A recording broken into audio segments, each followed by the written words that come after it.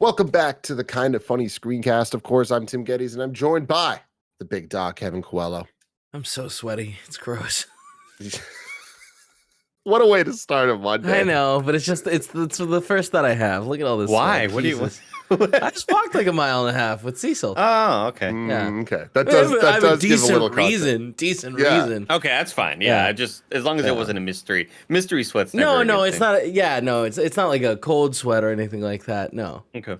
Yeah, This I unfortunately I do have the cold sweats because an angel has fallen. After 3 years, I got the vid, and it does not feel good, everybody. So I'm going to be limited on content the next couple days. It sucks. It was really bad during the weekend, but it's getting a lot better now.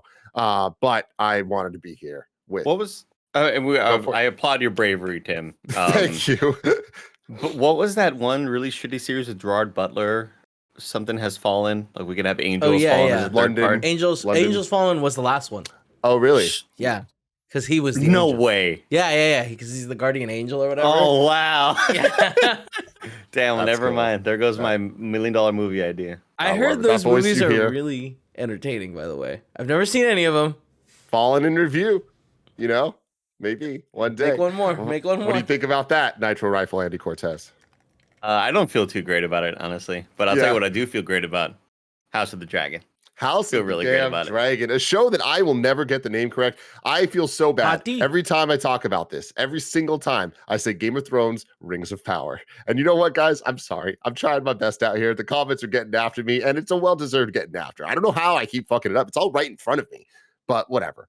You know what? This is the Kind of Funny Screencast. Each and every week, we get together to talk about the latest in TV, movies, and trailers. And what's really cool about that is right now we're doing a whole bunch of them. We're doing She-Hulk, we're doing Game of Thrones, House of the Dragon, Hot D, and Lord of the Rings, Rings of Power. Every single week right here on youtube.com/kindoffunny or roosterteeth.com. If you prefer podcasts, search your favorite podcast service for Kind of Funny Screencast, and we'll be right there for you. If you wanted to get the show ad-free and watch it live as it's being recorded, patreon.com/kindoffunny is where you want to be, just like our Patreon producers, Fargo, Brady, and Molecule. We appreciate all of you so very, very much. Today, we're brought to you by ExpressVPN and Chime, but I'll tell you about that later. I want to get right into this amazing, momentous event that is Game of Thrones, House of the Dragon, episode 2. Hot D, baby. Andy Cortez, what'd you think about this episode? Loved it. Absolutely love it. And it's getting to that point for me already where we're just 2 episodes in, and I have such faith in it because I am really interested in the overall politics of what's happening in the world. And even if they deliver me, even if the next episode delivers kind of a clunker of an episode, maybe not a whole lot happens, maybe it's a bit boring, I'm still really interested in the overall, like, here's what's happening with the Capitol, or here's what's happening with the Red Keep, the Red Keep. Here's what's happening with this crabby guy. Like, holy shit, what's happening with that dude? I just think they're introducing all these really interesting elements that even if they do, you know, episode 3, it's kind of boring, kind of lame, I'm still stoked about what's happening in the overall world. And I think having those small, subtle conversation moments between 2 characters that, you know, it just kind of shows you and shows me exactly what I've loved about Game of Thrones all along, is that I don't need crazy action. Like, as long as there's good drama between multiple sides or factions, people with their own interests, people sort of vying for certain angles, all of that stuff I think is just super interesting, and I think the way that they frame it, it makes it even more interesting. Kev Doc. Yeah, I think that there were a couple moments in this where I was like on the edge of my seat, and I was like, damn, this is the magic that I've been missing in my life. Like, the first one is when Rhaenyra, is that, am I saying that very wrong? Rhaenyra, close. Lands with her dragon and breaks up the little skirmish that is like kind of is about to happen, or maybe isn't, and like totally shows that her plan works, and that he tosses the egg at her. That moment, I was like, oh, like, she's gonna be a cool leader. I'm very curious. You're stepping out of line, but this is awesome. Yeah, but like also keeping people from stepping out of line, like putting them back in order. And then later, when the king is like, oh yeah, I'm gonna choose this woman as my wife, and it's like, this kid's an idiot. We got an idiot in the room. Yeah, but like, he's gonna die soon. Yeah. But I was like, damn. That's like, again, I'm here for this like politics and like the gossip behind it. And like, then of course it cuts to, the dude with the white hair. Well, there's a lot of dudes Damon. like that, but no, the Seahorse, yes. Sitting there talking to someone. And I was like, he's talking to Damon. Paula, he's gonna be talking to Damon. He's planning some shit. We might have a new king someday. I don't know. It's fucked and up. sure enough, it pans over, and I'm like, yeah. So I think what I'm trying to say is it's great so far, but I don't want 8 seasons of this. Do it like tight 3 or maybe tight 4 seasons. Get it all knocked out. You know what I mean? Well, they already said welcome. Season 2 is happening, Kevin. So you got to get on board for at least 2. No. I mean, but they have a plan with this, right? Like this series is done. Like, hopefully they have a plan for the seasons going forward, and I just hope they don't get lost in the momentum and they just make something epic. Tim, what did you think? Guys, it's back, baby. Like we said it last week, but it didn't truly hit me until we got the fucking intro. And we did. Oh, yeah. We fucking did. Last week we were talking about it, and I think it was Nick was saying that, like, he wants this to stand alone. And I didn't feel that in my heart. I was like, no, I miss it and I want it. And we fucking got it. And we fucking got it exactly how I would have wanted it, which is a brand new image, a brand new vision, super damn cool effects and stuff, but the same old song. I love the commitment to it because to me it shows that they're like, this is Game of Thrones. This is not just a spinoff. This is us continuing our marquee franchise, and this is must watch. This is not optional, and you see that level of care throughout the entire episode. And what I love about this episode in particular is it took everything from episode 1, all of the setup, and ran with it in a perfect pace where we end somewhere that feels earned, but also not dragged out. I really like that. One of my favorite things about Game of Thrones is the chess game that they play. Sometimes they play checkers, right? Sometimes we see it in like more of season 7, season 8. It's kind, we're kind of moving through this a little too quickly. I feel like this is kind of like speed chess, where it's kind of the things we want, but it's moving really fast. It's moving really well. A little Queen's Gambit action for you. Bless. Okay. But what I've really appreciated about it is that it feels like the vibe of the early seasons of Game of Thrones in terms of focusing on a handful of characters, a lot of them, but a handful of characters in deeper ways than kind of just spreading it all over the place.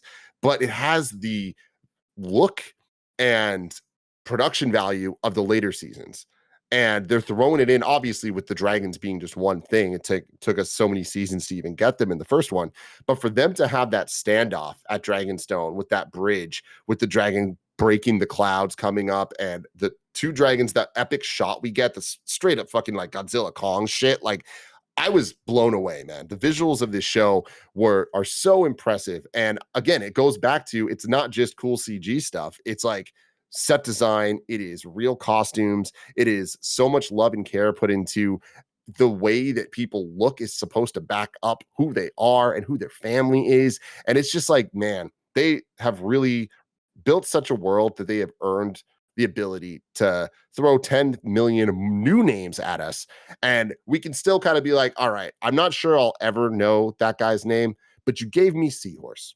So I know Seahorse, and that's him, and I know his story, and I can tell you everything going on. But it's like, I love that, though. It's like, as complicated as the things can be, they do a good job of making us understand how things relate to each other as much as we actually need to know, while also simultaneously being incredibly deep and lore heavy for the people that can somehow keep up with all the names and all of that stuff. I am very, very impressed with this show so far, and I love the way I had a little bit of worry last episode where and just a little bit, but I was like, the original show was so great because we had these dueling families, and the Game of Thrones really was about the multiple families kind of dealing with the world of Westeros.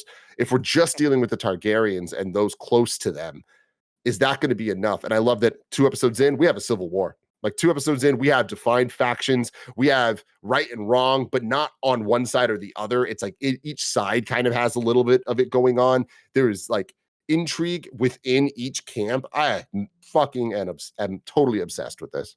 And amongst all of that sort of Civil War stuff that there's, that they've been hinting to for quite a while for the last, 2 hours or so, and they're going to push further and further into those areas. All the while, there's a greater looming threat of this crab guy who's feeding people to crabs, and that imagery is absolutely horrifying.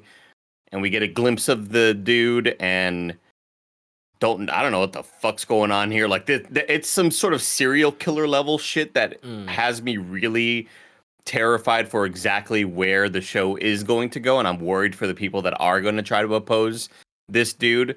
But I love that all of that stuff is just sort of, we heard about it in episode 1.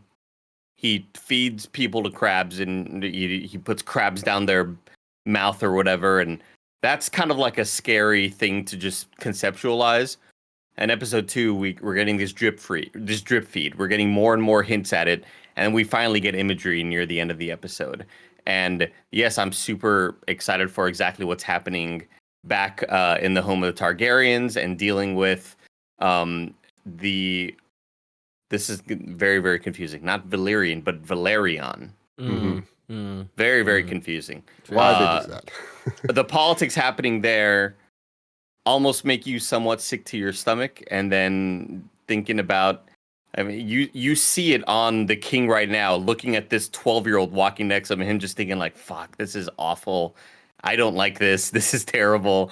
And you think that's gross, and then you see a fucking just dudes with half of their bodies missing and crabs all over them. Like, I just love that they're introducing more and more elements that I think are going to become bigger and bigger things to worry about in the future, in the next several episodes. And hopefully it's an arc that kind of is able to withstand under its own weight and not necessarily have to have, I guess, other elements that they deal with.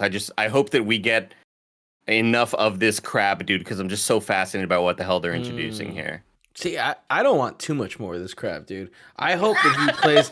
Well, I mean, it's just like I liked all the characters that we've met. I don't think that we need to like have like this main villain this whole season. Like, I'd love for them to just like, because it like the preview makes it look like, all right, Damon's gonna go in there, maybe fight little man like hand to hand. And then little man, little crab man. No, but fight like hand to hand, and then eventually his dragon's gonna come in and clean up. And it's like I hope that happens and builds kind of like what the Seahorse is trying to build, which is like, we can make you look like a good and like fun, like not fun, but like helpful leader, worthy. Yeah, interesting. So I'm hopeful that it starts building that arc, so that we start building these factions. I really like Damon, look what Damon did. He stopped this man, and look how fucking scary this guy is. Like, this guy's got a weird mask on. I just saw images of him like in full costume on IMDb that I guess are just promotional shots from the show. And this dude is just terrifying looking, like very like weirdly. I don't know if it's a burn sort of victim thing, or maybe he himself got bit by a bunch of crabs and now he wants to become the crab man. Is this a Bruce Wayne thing where he's scared of bats and now he's going to inflict that fear upon others? You don't think it looks See, when I was watching it, I was a little confused because of the similarities between the names Valerian and Valeron or whatever it is. Yeah, Valerian and, while, Valerian. When we first were seeing the crab guy before, like we saw it was like the reveal at the end, and we saw like kind of he was a little fucked up. I thought it was the grayscale stuff that is it not? Yeah, that's. Oh, is it? So maybe that's the thing, because like that. Remember, there was that whole plot in the first show where from Valeria, when people this go didn't there, look like scales growing though. So there is on IMDb. There's a screenshot of that last scene with like, I think less effects on. Do you guys want to see that? Yeah. Okay, hold on. Is it just the image of the dude in the costume? Because I don't think that's from the last shot. I think it's from a future episode.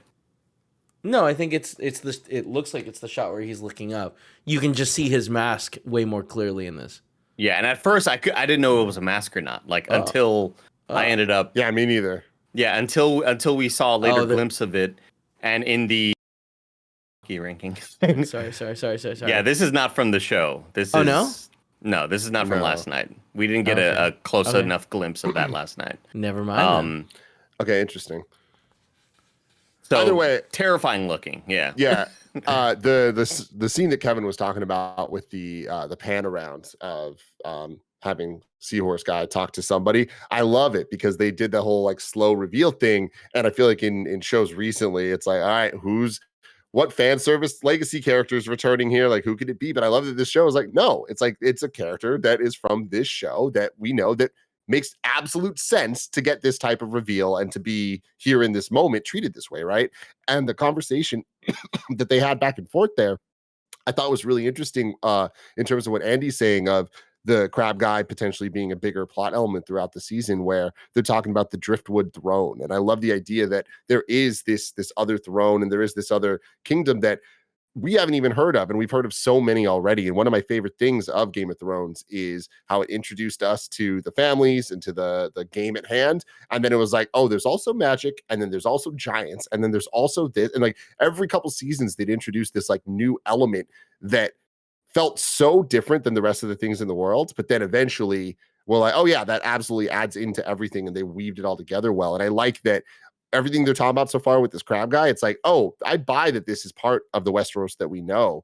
And I'm really interested in it. Thank you for this, Andy. Thank you. Yeah, it is backwards. But yeah, there you go. No so the black dude with the dreads is Corlys Valerion, and Valyrian is what we know of, like the Valyrian steel and that sort of Valyria. Old Valyria, yeah.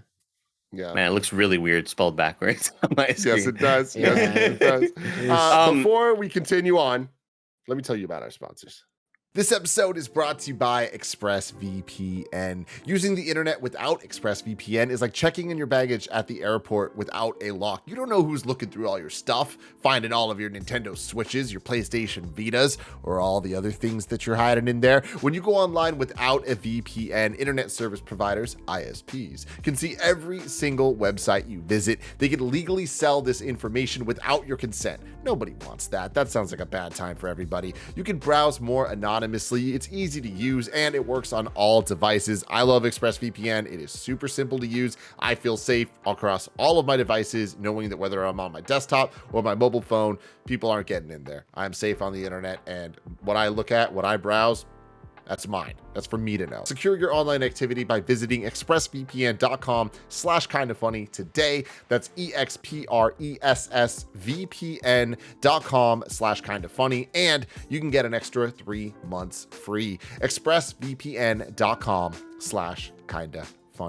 Next up, shout out to Chime. Like a cool breeze, Chime is a refreshing way to handle your money. There's no monthly fees, no maintenance fees, and no minimum balance fees. So it's how banking should be done. And when you need access to your money, you can do so fee-free at more than 60,000 in-network ATMs at many locations like most Walgreens or 7-Elevens. You can also send money to anyone, even if they aren't on Chime, fee-free for you and no cash out fees for them. Chime, no monthly fees, no vibe killing fees. Sign up for a Chime checking account. It only takes 2 minutes and it doesn't affect your credit score. You can get started at chime.com/KFgames. That's chime.com/KFgames. Chime is a financial technology company, not a bank. Banking services provided by and debit card issued by the Bancorp Bank or Stride Bank NA. Members FDIC. Out-of-network ATM withdrawal fees apply except at MoneyPass ATM in a 7-Eleven location and at all Allpoint or Visa Plus Alliance ATM. Other fees such as third-party and cash deposit fees may apply.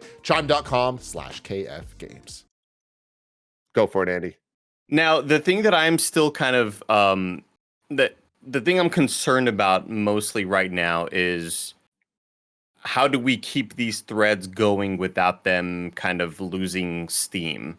And do we have enough characters at play right now? Because I did feel like in Game of Thrones, one thing that kind of got you really hooked initially and really interested in all of the back and forths and all these relationships is that they had what felt like 6 or 7 different sides kind of vying for their own, path to the top. And that doesn't necessarily mean that they want the Iron Throne, but sometimes it just means that we want to make a bigger name for ourselves. But right now we're dealing with Viserys Targaryen, who's the king, and we know that he made a decision that doesn't really necessarily seem to be the most popular, and it doesn't seem like this is going to be Viserys essentially took less money to go with the team he wanted to play for, as opposed to taking the big contract from the Dodgers or whatever. And he decided I'm going to do what's in my best interest. I'm going to make Alicent my queen. I'm going to marry Alicent. I mean, we know that Corlys Velaryon, that you're seeing right here on the screen, Corlys Velaryon, that fucks up his whole plan. And right now, when I talk about the different sides, it's to me, I see Viserys, I see Corlys' side, Velaryon, and I think maybe the other side is Daemon's side. And everybody else are just sort of little elements on there's also the lizard each of those sides. The what? The lizard, Rizifon. The hand. Oh, the Otto. lizard. I was like, is that his Game of Thrones nickname? Like the Hound, the Mountain, the Lizard? Got it. I also was really confused on why you were calling him the Lizard. Yeah, I mean, he's on a side that's winning right now, right? He's now, his heirs will be probably kings. So yeah, it sounds like 3 factions that we're going to be talking about, right? Because there's Otto, and right now he has the king on his team because Alicent is getting married, even though we heard the king say, Rhaenyra? Rhaenyra, thank you. Rhaenyra will still be king or queen if she, if he has a kid, right? Which I doubt. And then the other side is Daemon felt like he should be the rightful king, right? So there's these 3 pillars that we have built out, and it seems like after Corlys was denied that marriage with the 12-year-old, he's now moving over to Daemon. Maybe he'll marry a 12-year-old. We'll see. And are we concerned at all about the queen who never was, or the queen who never will be, or whatever? I mean, she's married to Corlys, right? Yeah. So because of that, it seems like she's given up on being queen, but wants her descendants to be continue having the royal line. And that's why I think that she's gonna side with Daemon, right? Yeah, totally. Yeah.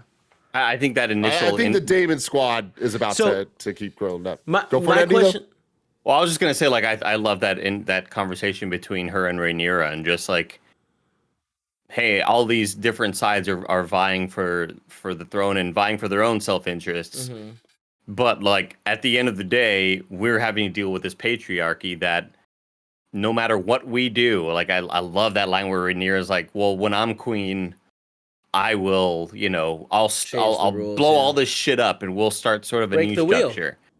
And I just love that you're seeing an older version of herself. She's just looking at an older version of herself, Rhaenyra is, and seeing no, this person's kind of here to keep you in check and make you realize no, things are going to stay the same for a long time, and you're going to constantly be beat down no matter what, because you're a woman in this world, and you are thought you're lesser than all of the males. You're lesser than all of these strong father figures that are going to keep on doing this, keep with the status quo, I do think that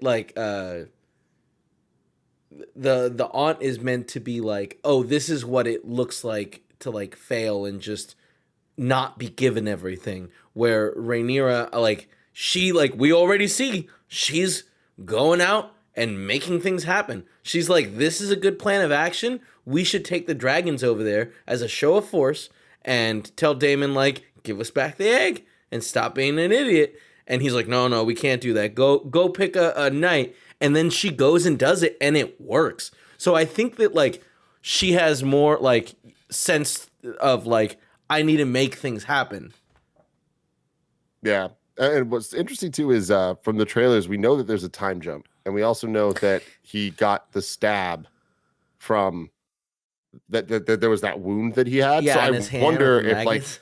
if he's gonna die at some point, and like him like die from not being killed, but die just from stupid ass reasons, like Yeah. almost like a Baratheon type thing. They said rot. Yeah.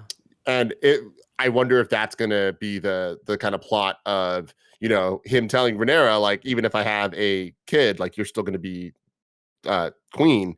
But then it's like, well, if he's dead, that word means nothing anyways. And so then I wonder if that's gonna turn into the turmoil. That's not necessarily true. Like a king does get to choose a successor. Like that's how he became king, right? His grandfather had no living heirs and chose between the aunt and him. So like if he like right now she is in line to be king. So if he has kids and then it dies without switching the succession, I'm pretty sure she is still next in line to be the king. There's just again, we're only in episode 2, but I know it's good, but just the amount of intrigue there is where you don't. There's certain sections of these relationships that you can easily forget about because we've seen these conversations that Corlys has, and like him and his wife kind of courting him and being like, "Hey, what about our daughter? You know, like we'll keep that Valyria, that blood strong, whatever, pure Valyrian blood, you know." And then we see the decisions finally made, and he selects Alicent, and you're like, "Damn, Corlys ain't gonna be happy about that." And then you remember that Rhaenyra and Alicent seem to somewhat have like a little bit of relationship happening there, right? Like I feel like there was a tiny bit of romance there in the beginning of that of those episodes. Yeah, 100%. And that's like an element that I can easily forget about because I am so focused on the bigger relationships with Corlys and because that sort of felt like the big anchor for this episode. And then the camera turns to Rhaenyra and you're like, "Oh my God, she's going to be pissed about this too." Like, holy shit, we just saw a relationship. We just saw a conversation rather between Viserys and his daughter Rhaenyra and them kind of being like, "All right, let's talk about this. We need to kind of come clean, and you know we haven't had the best relationship. We've had some issues. We understand that mom died, and we haven't talked about it a whole lot. And yeah, we're gonna have to redo this." And she's like, "You know what? I understand, Father. I understand that's the way things have to be. And you think that everything's all bright and chippy, and then fucking Viserys has to like say that he's gonna make this girl his queen. Like, holy shit, dude! It's just adding another." I don't know. I think it's just part of like the that gossip, the chisme, which is like what Mexicans call it. It's all the chisme. I just love sort of all the little bullshit happening behind the scenes. Dude, it's so good. That scene between her and her dad, I thought was really powerful and really good for both of their characters, where they're fleshed out and it's like they don't only do good or bad things. There is always kind of like a middle ground, and you can see with Viserys the intent is right, right? Like he's not trying to do weird shit or be a bad guy. I also like that it doesn't seem like he is like in love with this girl, right? Which I think was a potential thread that they would go down, and maybe it starts to go that way eventually. And I don't necessarily even think that would be the worst thing if he falls in love with her legitimately, because wait, you talking about hang Alicent? out. Yeah. Oh, I really think that like he is in love with her. I think that's why he's choosing her. Like strategically, it doesn't make any sense for him to choose Alicent to get married to. I think this is a like she grew on him because they've been hanging out for 6 months, maybe 6 months. maybe even longer, because like we don't know how long this episode takes place, how much time. Well, I get the vibe that it's building, but it's not quite there yet. But like the building blocks are there, and yeah, she is his confidant. Like she is there with him, talking to him, and like he enjoys the talks and all that stuff. And I think that started as him seeing her as his daughter's friend, and like now it's obviously it's turning into something more. But I feel like I feel like him making this choice started as him thinking it's the right choice for his daughter. But I don't see that. Yeah, we gotta cancel him, dude. She's too young. We gotta cancel him. Oh, I mean, it's so fucked up. I had all this kind of spoiled for me, by the way, because there was a TikTok that somebody used the audio of from Rick and Morty, where she's like, "Look at your dad." Look at him Oh, collecting yeah. those things. Like your Yeah, dad, the you know, bees. I want to Yeah. fuck your dad, right? Like, Yeah. and like somebody like said that this was Viserys and Alicent. I was like, God damn it, I had that spoiled for me. But yeah, I do think that he looks at her as kind of like I think it's turning from the best of this bad situation to you seem like the most sensible choice, even though like I don't know, I don't think this character even looks at the I mean, age as an issue. I don't yeah. like I mean, they definitely didn't back then. Like, yeah. you know, they would want to take a younger wife so that like they could have a bunch of attempts at kids, right? Oh my gosh, I'm just having like flashbacks to that moment of him walking down the garden with Corliss's daughter. Oh yeah, And like when they that cut was to her and like visuals. how young horrifying. she looks, I just had that visceral like, oh god, dude, he does not want to be here. This sucks so bad. Dude, and it was like, what? Oh, so your dad told you to say that? What'd your mom tell you? And she's like, that you won't bed me Oh. until I'm like 14. And it's like, oh dear God. Just 2 years. Just two Yeah. years from where she's at. Fucking God, this is like awful. such a random tangent, but that scene of them walking in that garden where she the white hair next to Mhm. him, so small. Did it remind you of Code Geass, the later season? Yeah, Where yeah, there's yeah, that definitely. VV guy walking with it. I was like, this looks exactly like it. So funny. Yeah, 100%. But going back to what I was saying about the Alicent and the relationship between the dad and Rhaenyra, like the buildup between Rhaenyra and her dad and that conversation they had leading directly into him choosing Alicent as his wife, that being kind of the end of the Rhaenyra. episode. Rhaenyra? What? Rhaenyra Rhaenyra? the daughter, right? Yes. What'd I say? Rhaenyra. Oh. So going back to the conversation that Rhaenyra and Alicent were having with the candles around them. Mhm. Like that whole scene to me was like so tense and good because it's like you see Alicent is starting to play the game. Like she's not innocent anymore. Like she is in it and she is starting to play her friend. And I was like, damn, this is that Game of Thrones shit, Yeah. baby. I love it. Now, did we have any sequences between Alicent and Otto that in this episode, like I don't recall. I recall in episode 1 that conversation that they had. There was a scene where he was like, "Go and hang out with him tonight," and she's like, "I'll do what my dad wants." Oh Yeah. man, this show, dude, It's good. It's good. They got it. They think of all sorts of different ways to kind of, again, I think the best thing about Game of Thrones is everybody's a bad guy until they're not. And sure, they can still remain villains, but getting time with them, suddenly you start to empathize a bit more with them, even though you know that they still may be the villain. And I think that's just a testament of good character building. Like that's what we fell in love with, and that's what I fell in love with in Game of Thrones, and to kind of continue that. Now, the one thing I am worried about is whatever this time jump's going to be. I'm curious about it. I don't know if I love it without seeing it yet. Like I think if I guess we have to see it and see exactly what it does to these characters and what the purpose of it is for. But I am kind of worried about it and how it may. I just don't know what to think of it yet. You know, I know that it's coming. I see the casting. I see what these characters look like in the future, and I don't know if it's something that I'm super into, of seeing them like dealing with the future and how quickly do we get rid of, or how quickly are we running by these earlier issues? Like, does it seem like these earlier encounters with certain political enemies or whatever, does it seem like those might fade away and now we're dealing with new issues in the future? Are those going to be long-standing issues? Like, I don't know. I'm just kind of at that point where it feels like all of this may just be the smaller drama and we may be getting into some bigger stuff in the future. I think that's really interesting. I feel like the end of the first episode, we watched that little directorial talk, and they were talking about it like it was going to be happening way more frequently, but it's starting to feel like there is going to be one big jump at some point that, and I don't think we're going to go back ever, and that makes me curious for like further seasons of like, Are we just gonna jump to them being older and then just stay there forever? Now, Go ahead.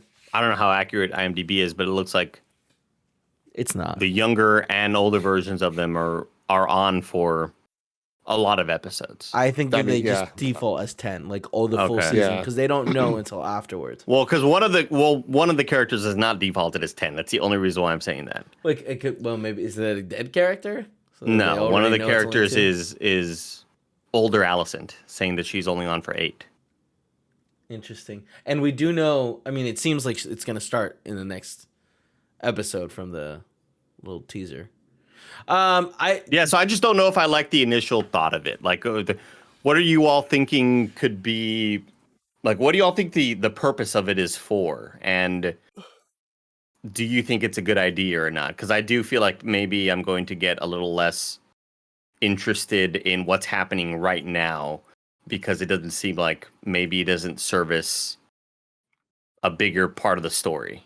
I mean, without knowing much, I imagine that and this is totally a guess. I imagine the time jump is like, hey, from the trailer, it looks like Alicent is pregnant, and maybe do we have like the death of her father or something, where it's like suddenly her role becomes more pivotal and important.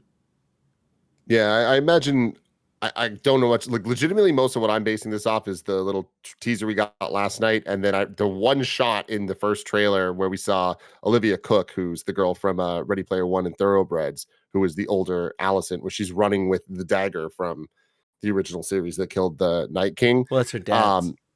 Yeah, exactly. Which we even saw last episode, right? And she doesn't look much older than Alicent, not too much. So I imagine the time jump's not going to be like 10 years or something. I think it might just be like 2 or 3 or something like that.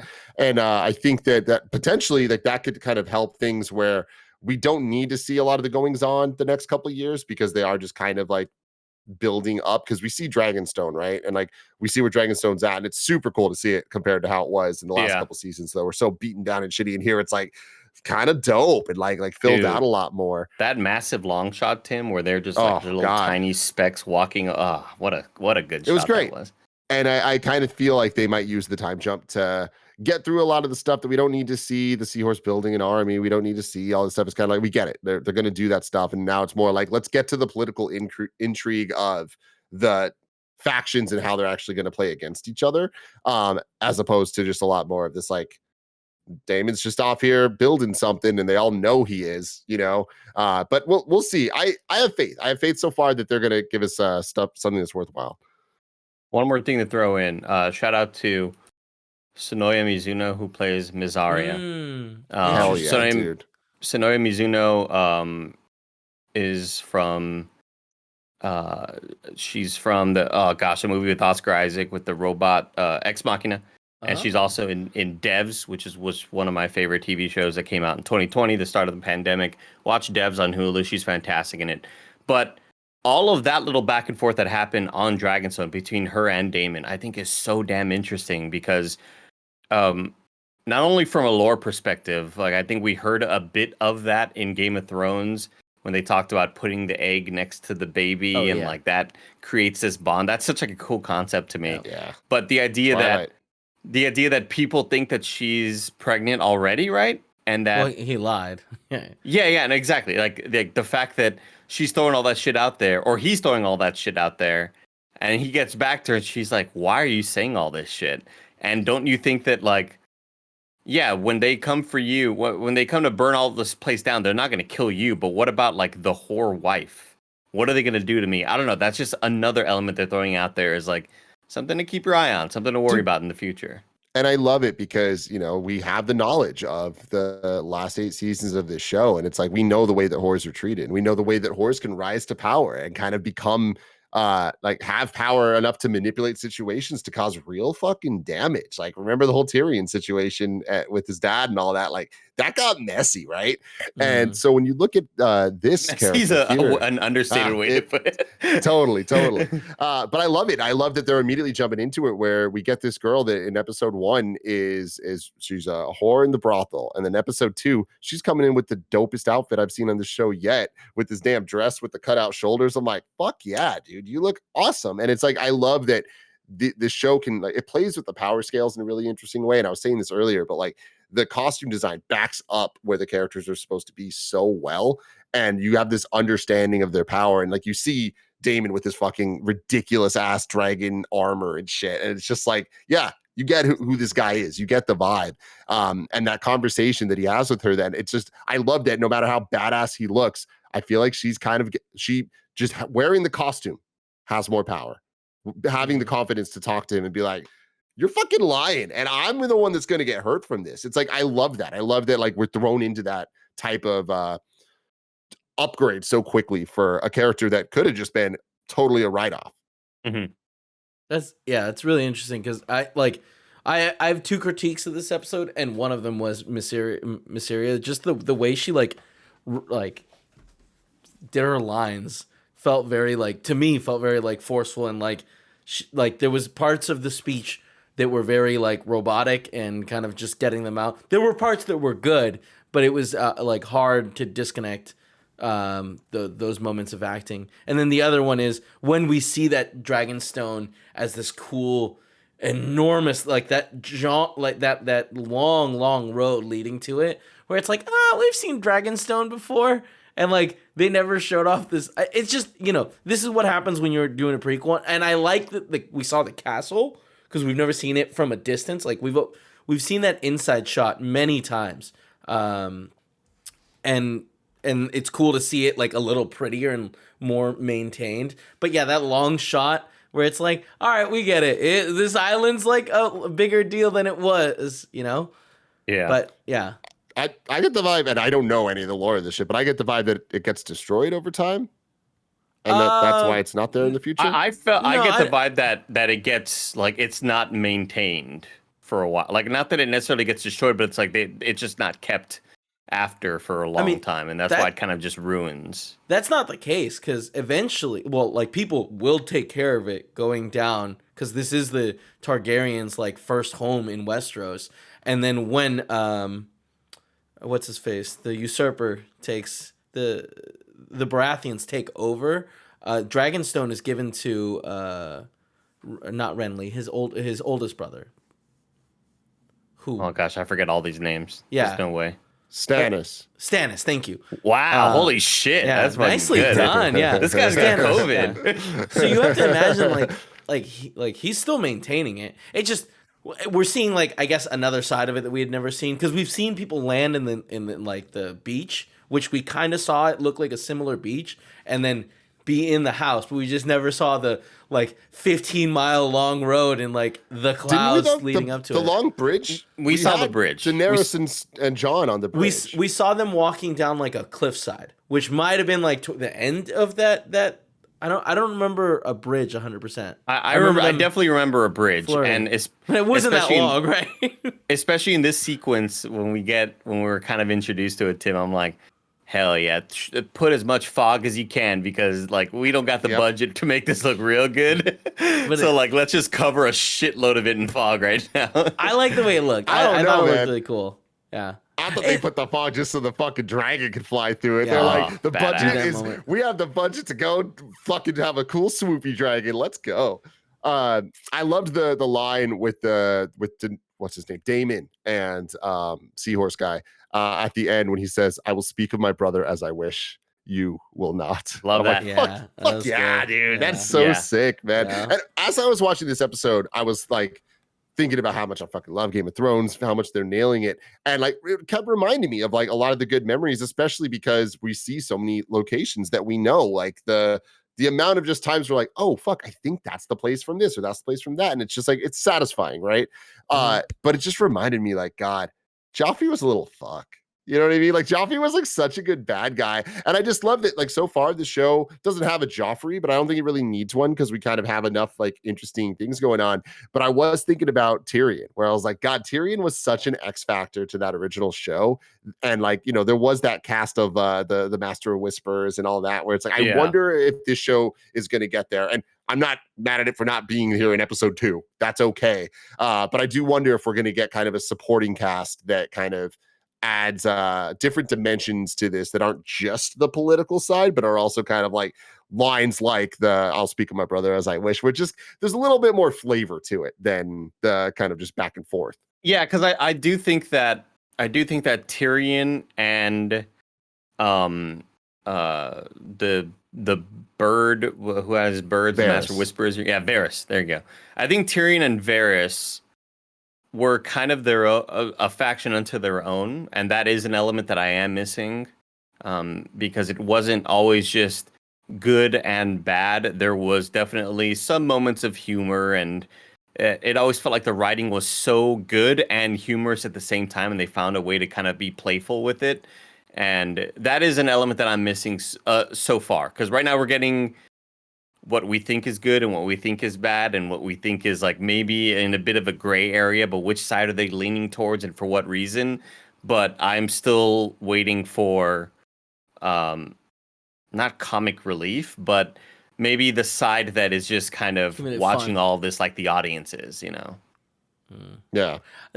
The big thing I'm curious about is like, I feel like when it was revealed in Game of Thrones that Littlefinger had basically put everything in motion, to me, like that was a huge moment. And it kind of has primed me for for things of like, it's gotten my mind in that place where I'm like, all right, who's behind this? Exactly. Like who's behind this? Because like what the queen dies. I thought it was Otto. Based on episode 1, I was like, Otto's going to be the Littlefinger here. I also think it's Otto. But like, do you guys think that like somebody like killed the queen? Well, my thing is, so far it is Otto, right? Like I feel like they're not even trying to hide that. Like they're telling the camera it's Otto. Otto's playing the situation with his daughter and all of that stuff. But that's what I'm saying. Like, do we think that Otto, like, not just playing the situation, also like planned and made moves to make things happen? Like, because like, that's interesting. Yeah. It's very interesting, Kev, because who was it that declared that the child was in breach? I think that was the Maester. It was the Maester, yeah. Yeah. I mean, that is interesting. Collusion. That, like, exactly. Yeah. You know? And like that would you're bringing up an interesting point, Kev, of like thinking, how do we play the game while it tries to play us, you know? Because Otto has also been the one that's keep pushing Daemon away. And we had that moment where Viserys is like, bro, you told me he's not good for this role, so we put him in this role. You told me he wasn't good, you know what I mean? So like he keeps trying to discredit him to like keep him from being the heir. And like it was him, right? That was like, maybe we should make your daughter the heir. I don't know. Well, I also just think that he's never really liked Daemon to begin with, and I think it'd be one thing if Daemon truly was like a good and decent person, and all of these things were happening around Otto, and Otto was making all these suggestions, and all of what they showed of Daemon so far was like him to be a good guy and make right decisions, because I think it'd be a bit more obvious then.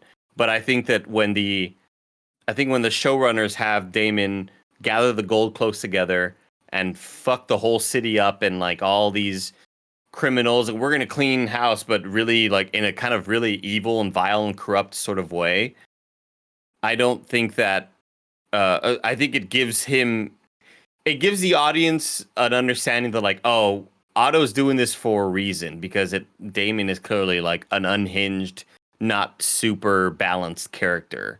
I think if they made it a bit more obvious that Daemon was a better person, then maybe I'd be thinking, ooh, maybe Otto's kind of just playing this. And you're right, you know, it is kind of messed up that Otto doesn't want Daemon working anywhere because he's such a good guy. Why wouldn't he?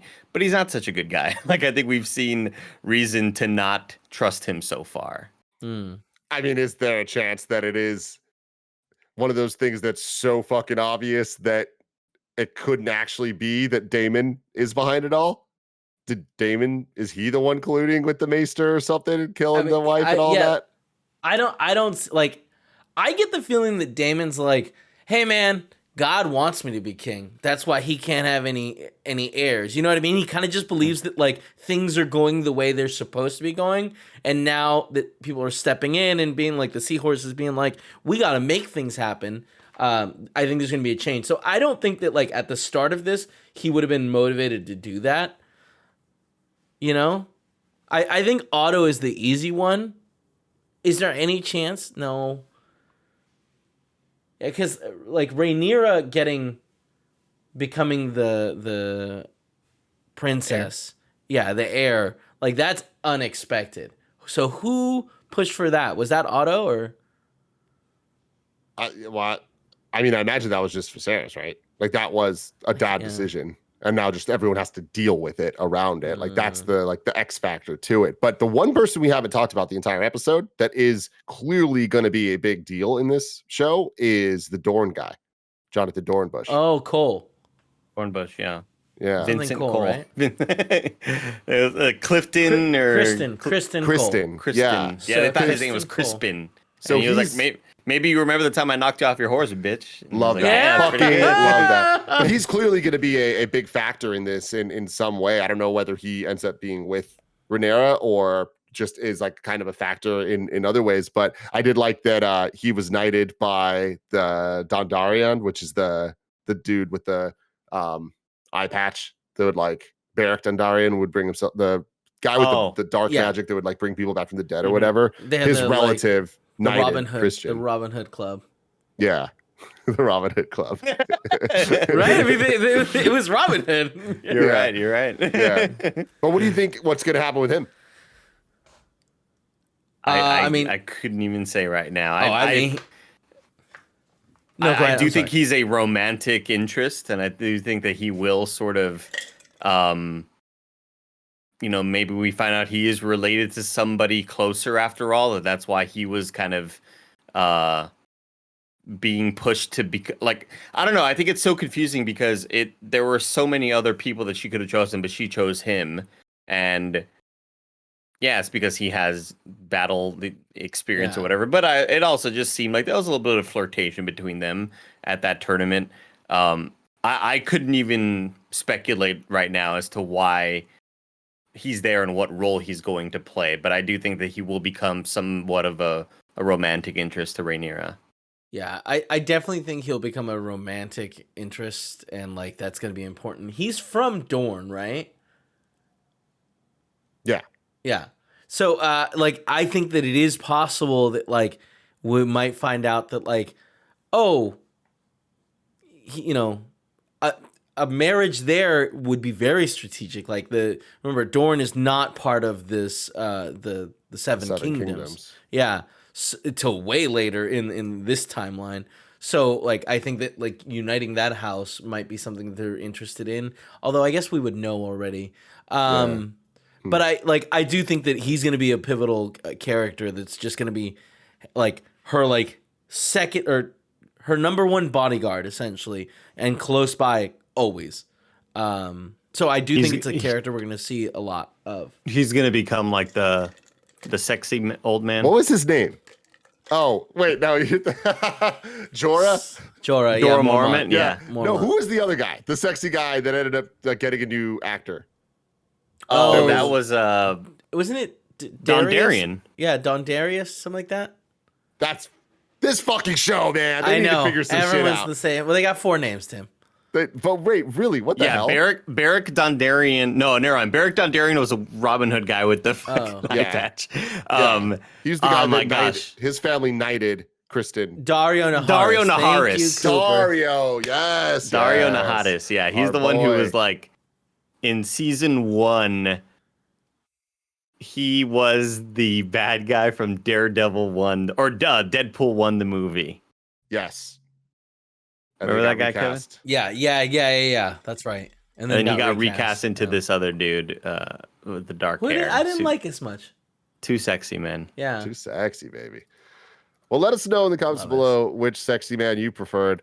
And what you're thinking. What are your theories? How right or wrong do you think we are about all the various things that we said on this episode? Varys, Viserys, who the hell knows? We'll be back I do hate that week. there's a lot of lore out there right now because like I know. Yeah, be careful. Be careful. Yeah. Stay out of that shit. Yeah. Don't do it. Don't do it. But anyways, we'll be back next week with more Game of Thrones Hot D. And later this week, Andy Cortez will be hosting Lord of the Rings, Rings of Power with Elise Willems and Lucy James. That is extremely exciting. Somewhere sandwiched in between there, we're doing a little She-Hulk. So check that out, She-Hulk episode 3. But until next week, I love you all. Goodbye.